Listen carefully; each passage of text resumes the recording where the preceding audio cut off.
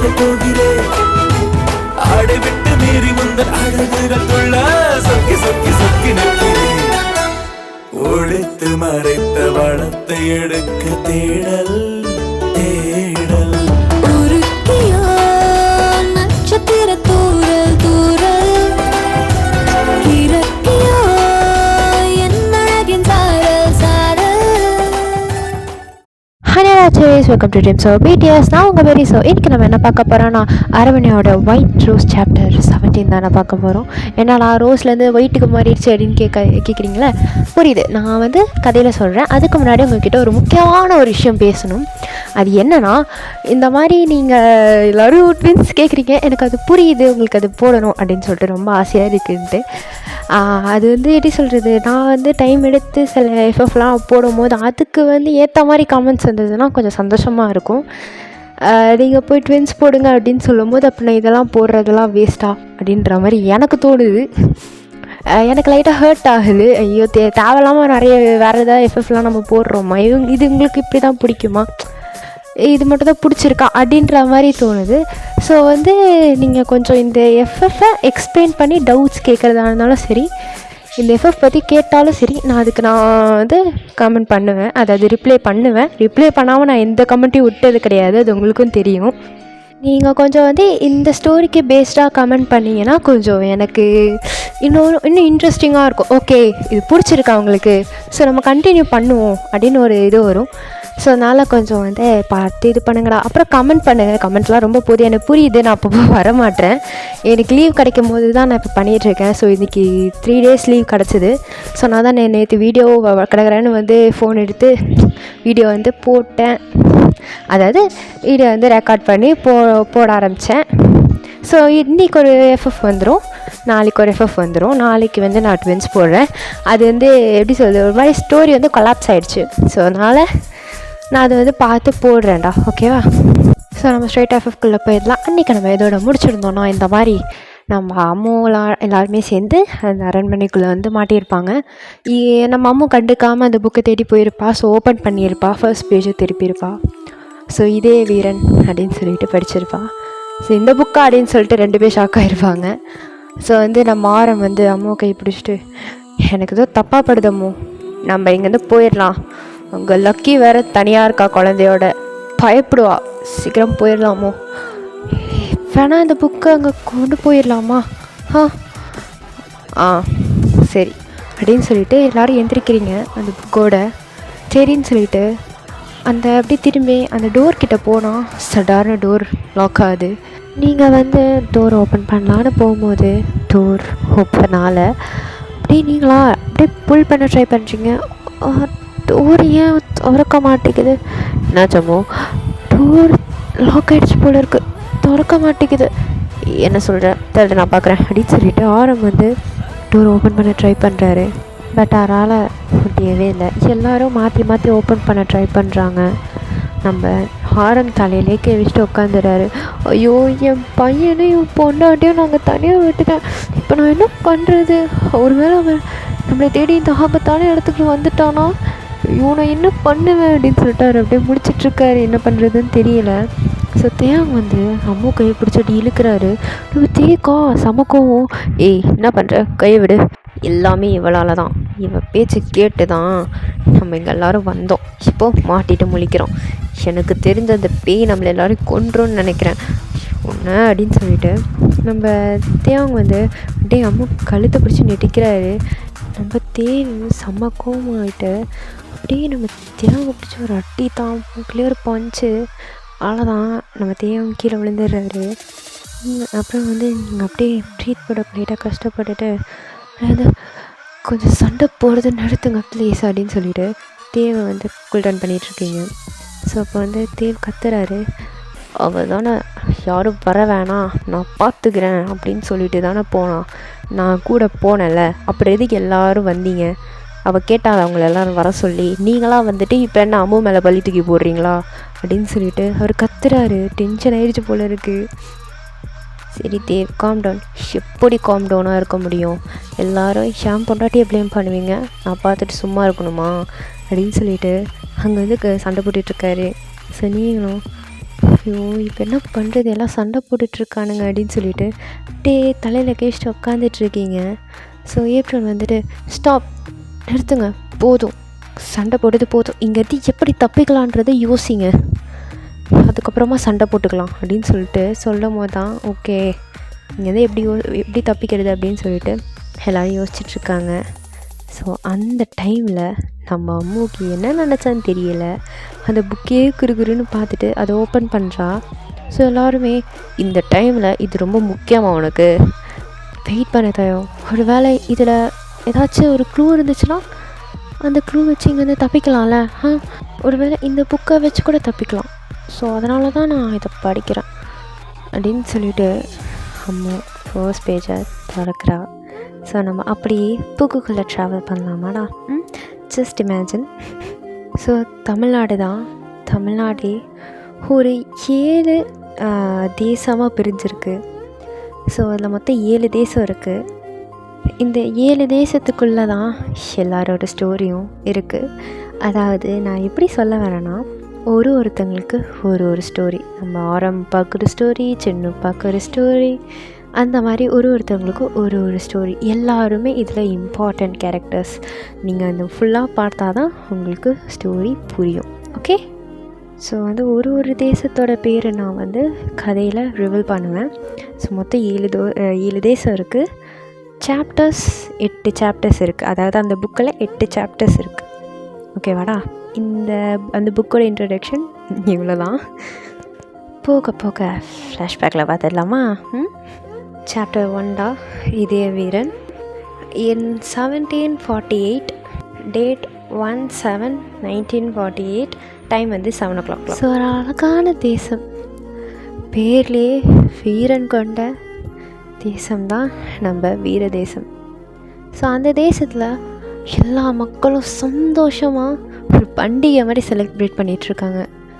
ஏன்னா திருப்பியும் ஒரு போரில் நம்ம வீர தேசம்தான் ஜெயிச்சுது அப்படின்ற ஒரு சந்தோஷம், ஒரு மகிழ்ச்சி, கொஞ்சம் துக்கமும் கூட. ஏன்னா சில பேர்லாம் இறந்து போயிருப்பாங்க. ஸோ வந்து ஆனால் இந்த வெற்றிக்கு வந்து காரணமாக இருந்த ஒருத்தரை ரொம்ப மகிழ்ச்சியோடு வரவேற்கிறாங்க. ஸோ வந்து நம்ம வீர தேசத்தோட ராஜவேல் அங்கே வராரு. சபாஷ் நம்ஜூன், நீ திருப்பியும் வீர தேசத்தோட ஆளுன்னு நிரூபிச்சிட்ட. எனக்கு அப்பவே தெரியும் நீ தான் ஜெயிப்பேன்னு. அதனால் உனக்கு ஒரு சின்ன பரிசு வச்சுருக்கேன். இதில் என்ன இருக்குது அரசரே, என்னோடய கடமையை தானே செஞ்சேன், பரவாயில்ல, இருந்தாலும் உன்னோட இந்த வீரத்துக்கும் அப்புறம் ஜெயிச்சதுக்கும் ஒரு சின்ன பரிசு அப்படின்னு சொல்லிட்டு ஒரு பெரிய ஸ்வாட் எடுத்து கொடுக்குறாரு. ஸோ நம்ம அதை நினச்சணும், சரி இது ராஜா கொடுத்தா அது வந்து ரிஃப்யூஸ் பண்ணக்கூடாதுன்னு சொல்லிட்டு அதை வாங்கி ஒரு மரியாதையோடு அதை வாங்குறாரு. வாங்கிட்டு அப்படி 2 பேரும் சிரித்து அங்கே மக்கள் எல்லாருமே அவங்க மேலே பூவை தூக்கி போடுறாங்க. அப்படியே நம்ம ஒரு கேசல் இருக்குது, பட் அது அரண்மனை கிடையாது, அது இன்னொரு இந்த ராஜாங்களாக இருப்பாங்க பார்த்தீங்களா, கோட்டைன்னுவாங்களே. ஸோ அந்த மாதிரி ஒரு கேஸ்டலில் ஒரு அழகான பொண்ணு, ஒயிட் லெஹங்கா, டார்க்காக காஜல் வச்சுட்டு, காதில் பெரிய தோடு, கையில் பெயிண்ட்டு, காலில் கொலுசு அப்படின்னு சொல்லி செம்ம அழகாக ஒரு பொண்ணு நம்ம நாம்ஜூன் வச்சு ஒரு அழகான ஒரு பெயிண்டிங் வரையலாம்.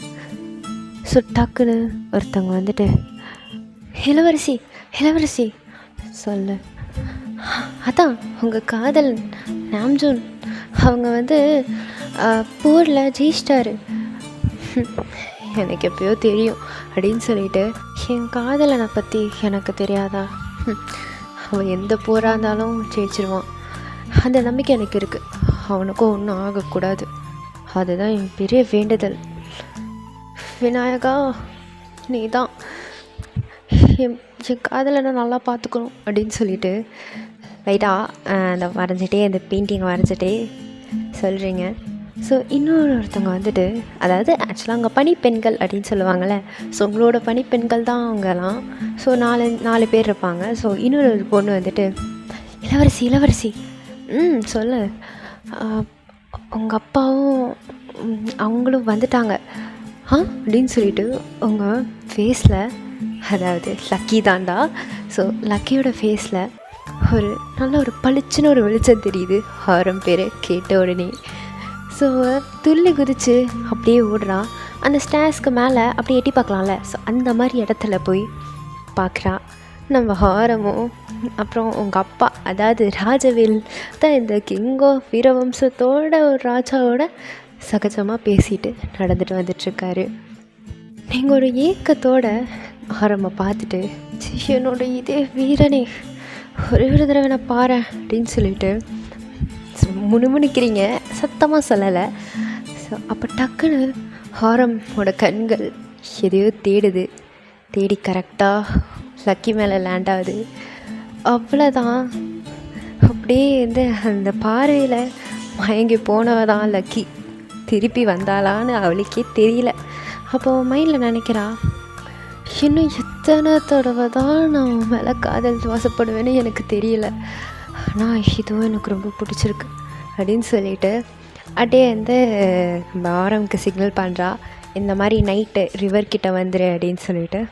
ஸோ நம்ம ஆரமும் அப்படியே கண்ணை அப்படியே ஒரு வாட்டி மூடி திறந்து ஆமான்னு சம்மதம் சரின்னு சொல்லி சம்மதம் கொடுத்துட்டாரு.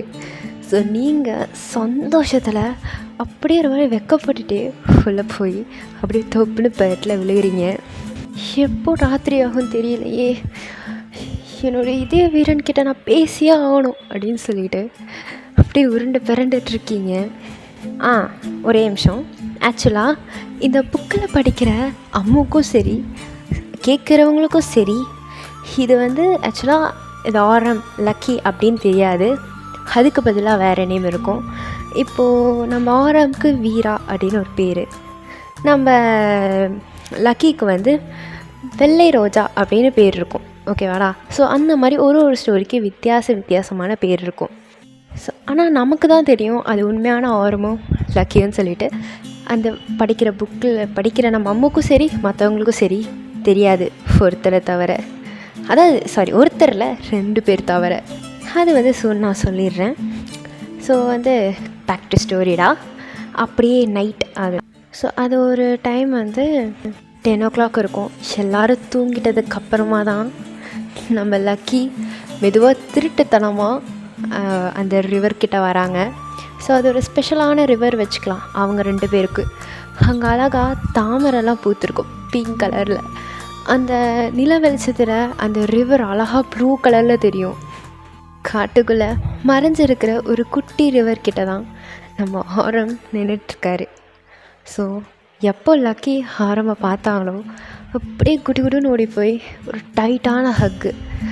நம்ம ஆரம் வந்து சிரிச்சுட்டு அப்படியே பேக் ஹக் பண்ணி அப்படியே வந்து அவன் முடியை கோதி விட்டு அவளை ஹெட் மேலேயே கிஸ் பண்ணுறாரு. உங்களை நான் நினச்சி எவ்வளோ வருத்தப்பட்டிருப்பேன்னு தெரியுமா? நீங்கள் எப்படி இருக்கீங்க, சாப்பிட்டீங்களா, நிம்மதியாக தூங்குனீங்களா, எதுவுமே தெரியாமல் எனக்கு பைத்தியமே பிடிச்சி போயிடுச்சு. அட்லீஸ்ட் நம்ம புறா கிட்ட அந்த லெட்டராச்சு அனுப்பி விட்டுருந்தா சந்தோஷப்பட்டிருப்பேன். அதை பார்த்தாச்சு என் மனசை நான் நிம்மதிப்படுத்தியிருப்பேன். ஏன் எதுவுமே அனுப்பலை சொல்லுங்க, ஏன் எதுவும் அனுப்பலை? இளவரசி, எனக்கு புரியுது நீங்கள் நான் நினச்சி கவலைப்பட்டிருப்பீங்கன்னு சொல்லிட்டு. ஆனால் ஒரு தலைவனாக என்னோடய கடமையை நான் பார்த்து தானே ஆகணும். அந்த டைமில் லெட்ரு எழுதி தூது விடுறதுக்கு எனக்கு நேரம் கிடைக்கல. என்னை மன்னிச்சிருங்க இளவரசி. உங்களுக்கு ஏதாச்சும் ஆகிடுந்துச்சுன்னா நான் எப்படி தெரிஞ்சுப்பேன்? எனக்கு எதுவும் ஆகாது, என்னை பற்றி தான் உங்களுக்கு தெரியும்ல. அப்புறம் எதுக்கு இந்த தேவையில்லாத கண்ணீர் வடிக்கிறதெல்லாம் அப்படின்னு சொல்லிட்டு உங்களுக்கே தெரியாமல் சில கண்ணீர் துளியெல்லாம் அப்படியே தொடச்சி விடுறாரு. ஸோ நீங்களும் ஒரு மாதிரி ஆகிட்டேன். சரி, எனக்கு ஒரு சத்தியம் பண்ணுங்க. என்னது? எனக்கு கல்யாணம் பண்ணிப்பேன்னு சொல்லிவிட்டு என்னை கல்யாணம் பண்ணிக்காமல் நீங்கள் வந்து ஏதாச்சும் ஆயிடுச்சுன்னா நானும் ஏதாச்சும் பண்ணிப்பேன். இப்போதான் நான் சொல்லக்கூடாது இளவரசி.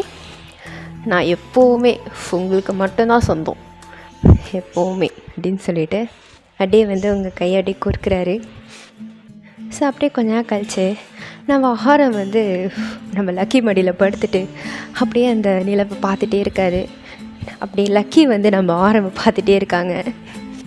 நம்ம லக்கியோட கால் வந்து அந்த ரிவர் இருக்குல்ல, ஸோ அந்த தண்ணிக்குள்ளே அப்படியே நினச்சி ஜாலியாக அப்படியே வந்து காலை வந்து அப்படியே குளிர் ஜில்னஸை ஃபீல் பண்ணிவிட்டு அப்படியே உட்காந்துட்ருக்காங்க. அப்போது சொன்னா ஆரம் வந்து நம்ம லக்கியை பார்த்துட்டு, இளவரசி நாளைக்கு ஒரு தேசத்துக்கு போகிறோம். என்ன தேசம், எதுக்கு? அது வந்து துரு தேசம். அந்த தேசத்தில் ஏதோ ஃப்ளவர் ஷோ நடக்குதாமே அப்படின்னு சொல்லிட்டு நம்ம லக்கியை பார்க்கும்போது, ஆமாம் ஆமாம், அங்கே பூக்களில் நிறைய இருக்கான், நான் கேள்விப்பட்டேன். அங்கே ஒரே ஒரு வாட்டி பூக்கிற இந்த ப்ளூ கலரில் ரோஸ் இருக்கும்ல, அந்த ரோஸ் இருக்கான், அது எனக்கு வேணும், ப்ளீஸ் போகலாமா நாளைக்கு? அதுக்கு ராஜா கிட்ட நான் அனுமதி வாங்கிட்டேன், நாளைக்கு நம்ம அங்கே போகிறோம். அப்படியா? ஐயோ ஐ லவ் யூ நாம்ஜூன் அப்படின்னு சொல்லிட்டு அப்படியே நம்ம நாம்ஜூனோட ஃபோர்ஹெட்டை நம்ம லக்கி கிஸ் பண்ணுறா. ஸோ நம்ம நாம்ஜூனும் அப்படியே ஸ்மைல் பண்ணிவிட்டு நம்ம லக்கியே பார்த்துட்ருக்காரு. ஏன் இப்படி ஒத்து பார்க்குறீங்க? என் ஃபேஸில் ஏதாச்சும் இருக்கா? ஆமாம் இருக்குது அப்படின்னு சொல்கிறாரு. எங்கே இருக்குது அப்படின்னு சொல்லிட்டு லக்கியும் மூஞ்ச தடவி பார்க்குறா. ஸோ தோ அப்படின்னு சொல்லிட்டு நம்ம நாம்ஜூன் வந்து அவரோட கோல்டான ஹேண்ட்ஸை வச்சு நம்ம வார்மான நம்ம லக்கியோட ஸ்கின்னை அந்த லிப்ஸ் அண்டர் லிப்ஸில் அப்படியே அது லைட்டாக ரப் பண்ணுறாரு. என்ன நீ எப்படி கூப்பிடுவ? போயிடுச்சா? நான் கேட்ட கேள்வி வேறு. நாங்கள் எப்படி கூப்பிடுவேன் தெரியலை, ஆனால் நீ கூப்பிடு ஒரு பேர் வச்சு. எனக்கும் தெரியலையே. ஏய் இளவரசி நடிக்காதீங்க, உண்மையாக சொல்லுங்கள். சொல்ல மாட்டேன், இந்த விளாட்டுத்தனமாக வேணான்றது. சரி சொல்கிறேன். என்னோட இதய வீரனே அப்படின்னு சொல்லும்போது எந்திரிச்சு உட்காந்துருப்பார்ல, அதை அந்த லிப்ஸை ரப் பண்ணி விட்டுரும்போது ஸோ அப்படியே வந்து மயக்கம் போட்டு நம்ம திருப்பி லக்கியோட மடியிலே தொப்படின்னு விழுகிறாரு. அதான் லைட்டாக தான் விழுந்தார். ஸோ வந்து நம்ம லக்கிக்கு ஒரு ஷை வந்துச்சு. ஸோ அதனால் அவங்களும் வந்து சிரிச்சுட்டு இப்போல்லாம் என்கிட்ட விளாடாதீங்க அப்படின்னு சொல்லிட்டு இவங்க 2 பேரும் அவங்க டைம் ஸ்பெண்ட் பண்ணுறாங்க அந்த மூணோட. ஸோ இதோட இந்த பாட்டை முடிச்சுக்கிறேன்டா. ஸோ நெக்ஸ்ட் பாட்டில் பார்க்கலாம். Thank for watch my video guys. ஹவ் ஆல் சாராங்க பாய். அண்ட் வந்து மறக்காமல் கமெண்ட் பண்ணிடுங்க, ஏன்னா வந்து அப்போ தான் எனக்கு கொஞ்சம் இன்ட்ரெஸ்டிங்காக இருக்கும். இந்த ஸ்டோரி நம்ம ஆரம்பனால எனக்கு ஓவர் இன்ட்ரெஸ்ட் ஆகி தான் நான் வந்து இந்த எஃப்எஃப்ஐ நான் அகெயின் போட்டேன். இல்லைனா ட்வின்ஸ் தான் போட்டிருப்பேன். ட்வின்ஸ் வந்து கொஞ்சம் கொலாப்ஸ்டாக இருக்குடா, அதை நான் ஒரு கண்டென்ட்டு கொண்டு உள்ளே இறங்கி செய்யணும்ல அவங்கள. ஸோ அதுக்கு தான் பிளான் போட்டுட்ருக்கேன். ஸோ கொஞ்சம் டைம் கொடுங்க, கொஞ்சம் வெயிட் பண்ணுங்கள். எனக்கு வந்து ஸ்கூல் வந்து கொஞ்சம் ரொம்ப டைட்டாக இருக்குது. நான் ஆல்ரெடி சொன்னது தான். என் ஸ்கூல் ஷெட்யூல் பார்த்திங்கன்னா காலையில் 7 மணிக்கு போவேன், 5:15 தான் திருப்பி வருவேன். ஏன்னா காலையிலும் டெஸ்ட்டு, காலையில் ஏதோ ஒரு டெஸ்ட் யூனிட் டெஸ்ட்டுன்னு வைப்பாங்க. அதில் அதிகமாக மார்க் ஸ்கோர் பண்ணாதான்டா வந்து ரீடெஸ்ட். ஒருவேளை ஃபெயில் ஆகிட்டோம், அதாவது 15க்கு 20 எடுக்கணும் அப்படின்ற ஒரு இது தான். ஸோ 20க்கு 20 எடுக்கலைன்னா திருப்பி ரீடெஸ்ட் அந்த மாதிரி. ஸோ என்னை புழிஞ்சு எடுக்கிறாங்க 12th இல்லையா. அது மட்டும் எங்களுக்கு வந்து பிரின்சிபல் சேஞ்ச் ஆனனால இந்த சடன் சேஞ்ச் எனக்கு. இல்லைனா நான் பயங்கர ஃப்ரீயாக இருந்திருப்பேன். ஸோ வந்து நான் அகெயின் வீடியோ போட ட்ரை பண்ணுறேன். அப்பப்போ டைம் கிடைக்கும்ல. ஸோ அந்த டைமில் நான் சீக்கிரமாக படித்து முடிச்சிட்டேன் அப்படின்னா நான் டப்புன்னு வீடியோ எடுத்து போட்டுடுறேன். இந்த வீடியோ எப்போ நான் வந்து அதாவது அப்லோட் பண்ணுவேன்னு எனக்கே தெரில. ஆக்சுவலாக இதை நான் ரெக்கார்ட் பண்ணது கிருஷ்ண ஜெயந்தியில் நான் ரெக்கார்ட் பண்ண ஸ்டார்ட் பண்ணேன். ஆனால் இப்போ தான் நான் அதை முடிக்கிறேன். அதாவது இன்றைக்கி நான் அப்லோட் பண்ணிடுவேன், ஏன்னா கம்ப்ளீட் பண்ணிட்டேன் இல்லையா. ஸோ அதனால் நான் இன்றைக்கி அப்லோட் பண்ணிடுவேன். ஸோ வந்து நாளைக்கு வந்து வீடியோ போடுவேனான்னு தெரில. கொஞ்சம் எனக்கு டைம் கொடுங்க, என் கூட எப்பவும் சப்போர்ட்டாக இருங்க. அவ்வளோதானே, எனக்கு வேறு எதுவும் சொல்ல தெரில. ஏன்னா பலத்த அடியில் உட்காந்துருக்கேன். ஒரு மாதிரி ஃபேமிலி இஷ்யூ கொஞ்சம் ஒரு மாதிரி போயிட்டுருக்கு. நானே ஒரு பெரிய ஒரு டிப்ரெஷன்லேருந்து பிடிஎஸ் சாங் மூலியமாக வெளில வந்துட்டேன். லைஃப் கோஸ் ஆன்ற மாதிரி தான் விட்டுருக்கேன். ஆனால் அது ரொம்ப டீப் ஆழமாக ஹர்ட் ஆகிருக்கு. ஸோ ஓராமக்க போட விரும்பலை. ஸோ பாய்டா கொஞ்சம் கமெண்ட் போடுங்க. அதாவது இந்த எஃப்எஃப்க்கு இப்போது நான் ஸ்டோரி சொல்லியிருக்கேன்ல, ஸோ அந்த மாதிரி இதுக்கு கொஷின் கேட்கலாம். அதை பற்றியும் சொல்லி நீங்கள் என்கிட்ட வந்து நல்லா இருக்குக்கா அப்படின்னு சொன்னால் போதும்டா. எனக்கு இதை விட எனக்கு வேறு என்ன சொல்கிறதுன்னு தெரியல. சரிடா பாய். நாளையா போட ட்ரை பண்ணுற வீடியோ டாட்டா சராங்கே.